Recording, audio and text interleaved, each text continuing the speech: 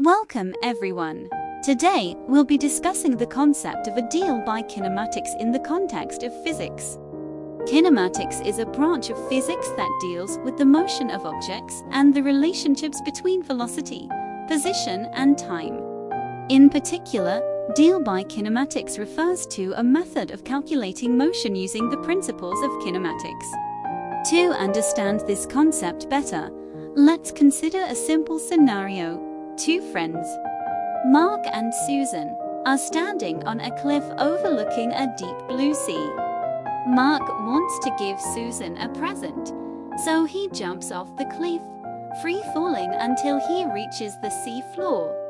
What factors determine the path Mark will take and the gift he will give Susan? To calculate the path Mark will take, we can use the kinematic equations. These equations relate the changes in velocity and position to time. In this case, the primary equation is the Newton's second law of motion, which states that the total force acting on an object is equal to the product of its mass and acceleration.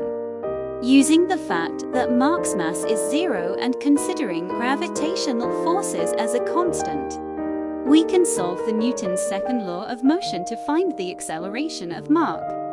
Once we know Mark's acceleration, we can use the initial conditions Mark's position and velocity at the cliff to calculate his trajectory until he reaches the sea floor. Now, let's consider the gift. Since Mark is free-falling, the only force acting on him is the gravitational force. The gift he gives Susan is the horizontal distance he travels until he reaches the sea floor. Since we know Mark's trajectory, we can calculate the horizontal distance he travels. In summary, deal by kinematics in physics involves calculating motion using the principles of kinematics.